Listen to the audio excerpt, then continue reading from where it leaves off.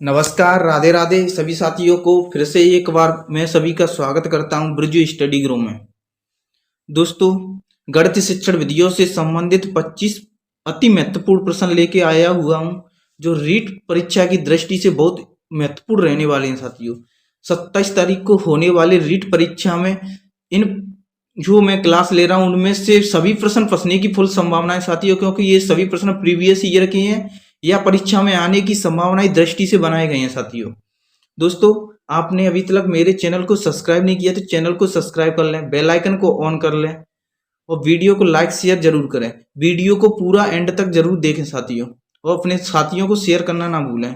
दोस्तों, चलते हैं प्रश्नों की ओर। आज का हमारा प्रश्न होगा साथियों वो पहला, रेखागणित में प्रायोगिक अवस्था में प्रयुक्त होने वाली शिक्षण विधि कौन सी है? प्रायोगिक अवस्था में प्रयुक्त होने वाली शिक्षण विधि कौन सी है? आगमन विधि है, प्रयोग प्रदर्शन विधि है, निगमन विधि है, उपर्युक्त सभी विधियां हैं दोस्तों। इसका सही आंसर क्या होगा साथियों? इसका सही आंसर होगा दोस्तों प्रयोग प्रदर्शन विधि होगा दोस्तों। कौन सी? प्रयोग प्रदर्शन विधि, बी ऑप्शन इसका सही आंसर है दोस्तों। अगला क्वेश्चन है हमारा, किसी खेत का क्षेत्रफल ज्ञात करने के लिए खेत का क्षेत्रफल ज्ञात करने के लिए सर्वाधिक उपयोगी गणित शिक्षण की विधि है दोस्तों। कौन सी विधि है? इसका सही आंसर क्या होगा? संश्लेषण विधि होगा दोस्तों, आगमन विधि होगा, विश्लेषण विधि होगा, प्रयोजना विधि होगा। इसका सही आंसर होगा दोस्तों विश्लेषण विधि होगा। कौन सी विधि? विश्लेषण विधि। ऑप्शन सी इसका सही आंसर है। अगला प्रश्न है हमारा, क्रियात्मक गणित है दोस्तों। क्रियात्मक गणित क्या है? नापतोल, समय मापन, क्षेत्रफल, उपर्युक्त सभी। इसका सही आंसर क्या है? इसका सही आंसर होगा दोस्तों उपर्युक्त सभी। ऑप्शन डी इसका सही आंसर है, उपर्युक्त सभी होगा। अगला प्रश्न है हमारा, गणित शिक्षण में उपयोग कक्षा उपयोगी उद्देश्यों के निर्धारण में किस बिंदु का ध्यान में रखना आवश्यक है दोस्तों? गणित शिक्षण में कक्षा उपयोगी उद्देश्यों के निर्धारण में किस बिंदु को ध्यान में रखना आवश्यक है साथियों? विषय वस्तु की विशेषता दोस्तों, अपेक्षित व्यवहारगत परिवर्तन, विद्यार्थियों का स्तर, उपर्युक्त सभी। इसका सही आंसर क्या होगा? इसका सही आंसर होगा दोस्तों उपर्युक्त सभी है वो ध्यान में रखना चाहिए गणित शिक्षण कराते समय। ऑप्शन डी इसका सही आंसर है दोस्तों। अगला प्रश्न है हमारा, रेखागणित एवं तर्कशास्त्र में क्या संबंध है? रेखागणित एवं तर्कशास्त्र में क्या संबंध है साथियों? दूर का संबंध है इन दोनों में, यथार्थ संबंध है, निकटता का संबंध है, कल्पना का संबंध है। इसका सही आंसर क्या है साथियों? इसका सही आंसर होगा दोस्तों निकटता का संबंध है। किसका? निकटता का दोस्तों। ऑप्शन सी इसका सही आंसर होगा। नेक्स्ट प्रश्न है हमारा, गणित शिक्षण में सेक्सटेंट किस प्रकार की सहायक सामग्री दोस्तों? सेक्सटेंट है वो अधिगम की सहायक सामग्री किस प्रकार की है? सेक्सटेंट दोस्तों श्रव्य दृश्य सामग्री है, श्रव्य सामग्री है, दृश्य सामग्री है, उपयुक्त में सभी। उपयुक्त में से कोई नहीं है साथियों। इसका सही आंसर क्या होगा? इसका सही आंसर होगा दोस्तों दृश्य सामग्री है। ऑप्शन सी इसका सही आंसर है। अगला प्रश्न है हमारा, मापन का सर्वाधिक विश्वसनीय स्केल कौन सा है दोस्तों? मापन का सर्वाधिक विश्वसनीय स्केल कौन सा है? अनुपात है साथियों, क्रमिक है, अंतराल है, शाब्दिक है। कौन सा है? इसका सही आंसर होगा दोस्तों अनुपात है। ऑप्शन पहला इसका ऑप्शन ए इसका सही आंसर है। नेक्स्ट है साथियों,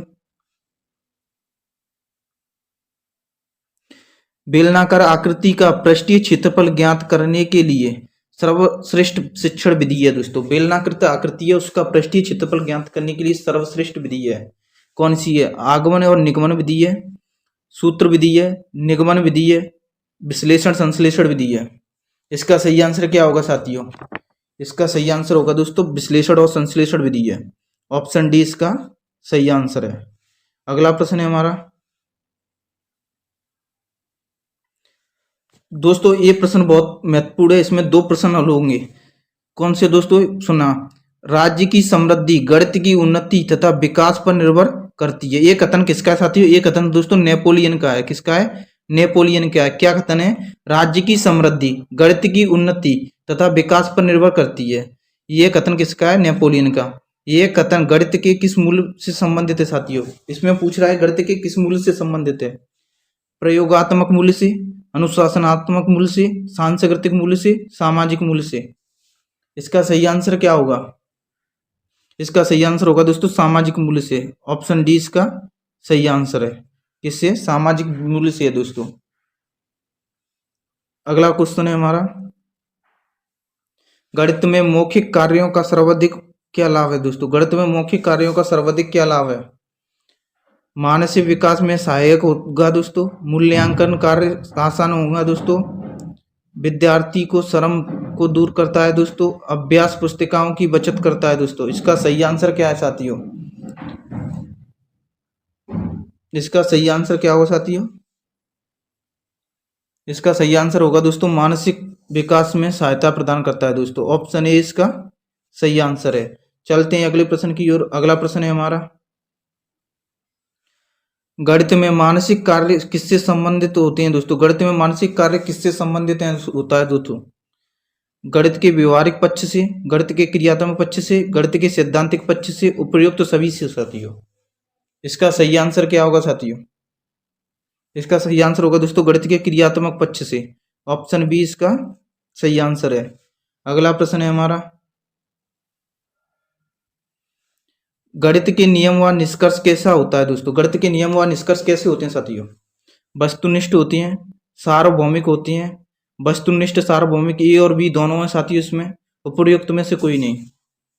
इसका सही आंसर क्या होगा? इसका सही आंसर होगा दोस्तों ए और बी दोनों, वस्तुनिष्ठ और सार्वभौमिक दोनों होते हैं। ऑप्शन सी इसका सही आंसर है। अगला प्रश्न है हमारा, गणित एवं शुद्ध गणित एक शुद्ध एवं डेड डैश विषय है दोस्तों। खाली जगह बननी है साथियों।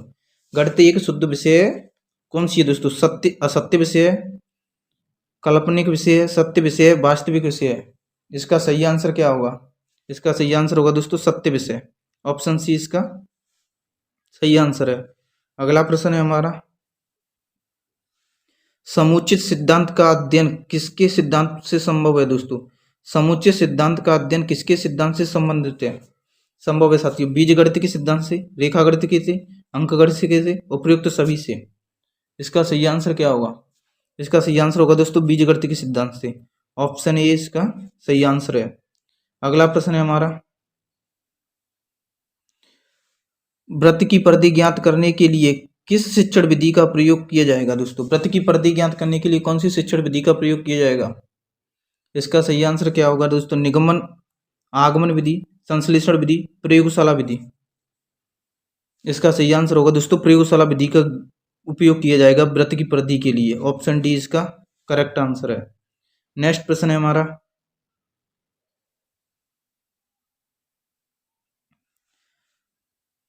बालक की तर्क शक्ति का विकास सबसे अधिक होता है दोस्तों। बालक की तर्क शक्ति का विकास सबसे अधिक होता है कब होता है? विज्ञान से दोस्तों, गणित से दोस्तों, सामाजिक विज्ञान से, चित्रकला से। इसका सही आंसर क्या होगा? तर्क शक्ति का विकास सबसे अधिक होता है दोस्तों गणित से। ऑप्शन बी इसका करेक्ट आंसर है। सही है दोस्तों। अगला प्रश्न है हमारा, गणित विषय का सबसे अधिक संबंध है दोस्तों। गणित विषय का सबसे अधिक संबंध होता है दोस्तों विज्ञान के साथ, नागरिक शास्त्र के साथ, भूगोल के साथ, समाज शास्त्र के साथ। गणित विषय का सर्वाधिक संबंध किसके साथ होता है साथियों? इसका सही आंसर है दोस्तों विज्ञान के साथ होता है। ऑप्शन ए इसका सही आंसर है। अगला प्रश्न है हमारा, रेखा गणित के किस साध्य का हल ज्ञात करने के लिए निम्नलिखित में से किस विधि का प्रयोग प्राय होगा दोस्तों? विश्लेषण विधि का, आगमन विधि का, निगमन विधि का, संश्लेषण और विश्लेषण और संश्लेषण विधि का। इसका सही आंसर क्या होगा साथियों? इसका सही आंसर होगा दोस्तों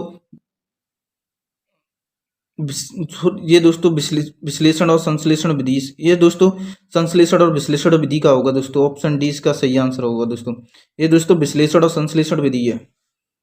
अगला प्रश्न है हमारा, उच्च प्राथमिक स्तर पर गणित के लिए लिखित कार्य में अधिकांश गलतियां किससे संबंधित होती हैं? उच्च प्राथमिक स्तर में गणित के लिखित कार्य में अधिकांश गलतियां किससे संबंधित होती हैं?